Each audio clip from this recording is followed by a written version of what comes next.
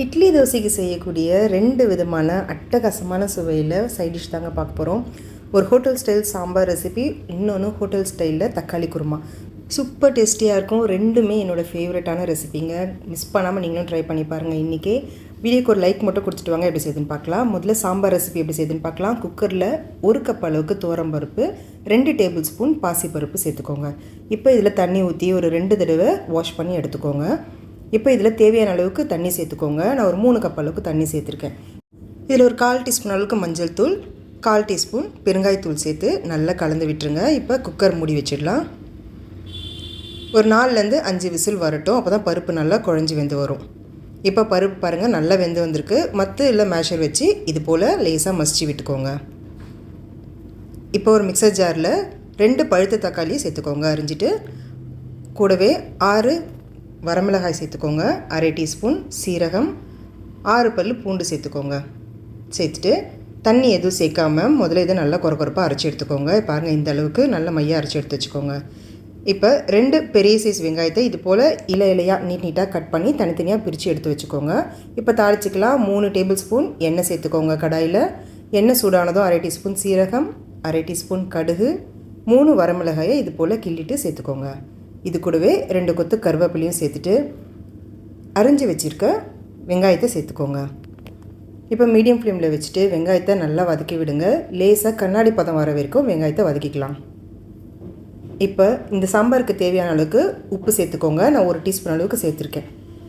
வெங்காயம் இந்த அளவுக்கு லேசாக நிறம் மாறி வந்த பிறகு ஒரு தக்காளியை மட்டும் இது போல் பெருசாக கட் பண்ணிவிட்டு சேர்த்துக்கோங்க. இப்போ இதையும் ஒரு 2 நிமிஷத்துக்கு வதக்கி விட்டுட்டு நம்ம அரைச்சி வச்சுருக்க மசாலா பேஸ்ட்டை சேர்த்துக்கோங்க.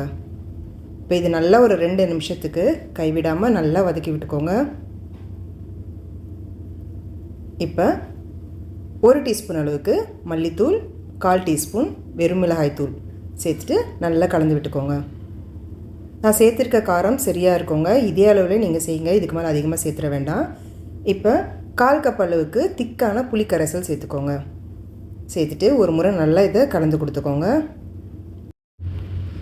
அடுத்ததாக தண்ணி இந்த அளவுக்கு உங்களுக்கு தேவையோ அந்த அளவுக்கு சேர்த்துக்கோங்க. நான் 3 கப் அளவுக்கு தண்ணி சேர்த்துருக்கேன். சேர்த்துட்டு நல்லா கலந்து கொடுத்துட்டு இப்போ ஒரு 5 நிமிஷத்துக்கு மீடியம் ஃப்ளேமில் இது கொதி வரட்டும். 5 நிமிஷம் கழித்து மசிச்சு வச்சுருக்க பருப்பை சேர்த்துக்கோங்க. சேர்த்துட்டு ஒரு முறை நல்லா கலந்து கொடுத்துட்டு 2 நிமிஷத்துக்கு மட்டும் இது கொதிக்க வைங்க. அதிகமாக நேரம் கொதிக்க வைக்கணும்னு அவசியம் இல்லை. கடைசியாக 1 டீஸ்பூன் அளவுக்கு வெல்லம் அப்படின்னா நாட்டு சக்கரை சேர்த்துக்கோங்க. சேர்த்திங்கன்னா தான் இந்த சுவை ரொம்பவே நல்லாயிருக்கும். இப்போ நல்லா கலந்து கொடுத்துட்டு தாராளமாக பொடியாக நறுக்கின கொத்தமல்லி தூவிட்டு கலந்து விட்டுட்டுருங்க. ஸ்டவ் ஆஃப் பண்ணிடலாம். சூப்பர் டேஸ்டியாக இருக்குங்க. மிஸ் பண்ணிடாதீங்க. அடிக்கடி இதே ரெசிபியை ரிப்பீட்டட் மோடில் வீட்டில் செய்ய சொல்லுவாங்க. அவ்வளோ நல்லாயிருக்கும். அடுத்த ரெசிபி ரோட் கடை தக்காளி சட்னி. சூப்பர் டேஸ்டியாக இருக்குங்க. இதுவும் என்னோடய ஃபேவரட். செய்கிறது ரொம்ப சுலபங்க. தாராளமாக 5லேருந்து 6 பேர் இந்த ரெசிபியை சாப்பிடலாம். எப்படி சேர்த்துன்னு பார்க்கலாங்க. இப்போ மிக்சர் ஜாரில் ஒரு 25 சின்ன வெங்காயம் சேர்த்துக்கோங்க. இந்த ரெசிபிக்கு சின்ன வெங்காயம் சேர்த்திங்கன்னா சுவை ரொம்ப நல்லாயிருக்கும். அடுத்து காரத்துக்கு 6 வரமிளகாய் சேர்த்துருக்கேங்க. இந்த காரம் சரியாக இருக்கும். இதுக்கு மேலே அதிகமாக சேர்க்க வேண்டாம். அடுத்து ஒரு 7லேருந்து 8 பல் பூண்டு சேர்த்துக்கோங்க. இப்போ இதை கொரப்பாக முதல்ல அரைச்சி எடுத்துகிட்டு வந்துடலாம். இதில் நல்லா பழுத்த தக்காளி சேர்த்துக்கலாம். ஒரு 5 தக்காளி சேர்த்துருக்கேன்.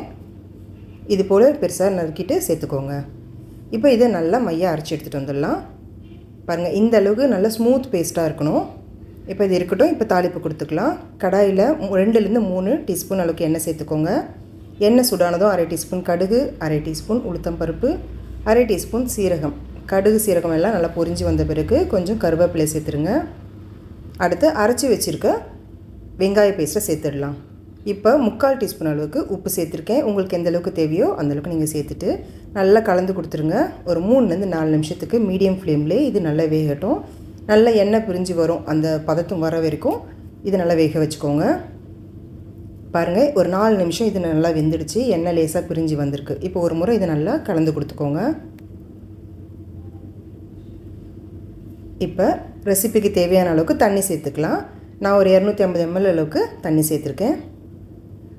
இந்த ரெசிபி ஆறி போன பிறகு கொஞ்சம் கெட்டியாகுங்க. அதுக்கேற்றது போல் நீங்கள் கொஞ்சம் எக்ஸ்ட்ரா கூட சேர்த்துக்கலாம். இப்போ ஒரு முறை நல்லா கலந்து கொடுத்துருங்க. கொதி வரட்டும். இப்போ ஒரு சின்ன பவுலில் 1 டேபிள் ஸ்பூன் அளவுக்கு அரிசி மாவு எடுத்துக்கோங்க. இதில் ஒரு 1/2 கப் அளவுக்கு தண்ணி சேர்த்துருங்க. நல்லா கெட்டி இல்லாமல் கலந்து விட்டுக்கோங்க. கலந்து விட்டுட்டு இப்போ இந்த அரிசி மாவை சட்னியோடு சேர்த்துடலாம்.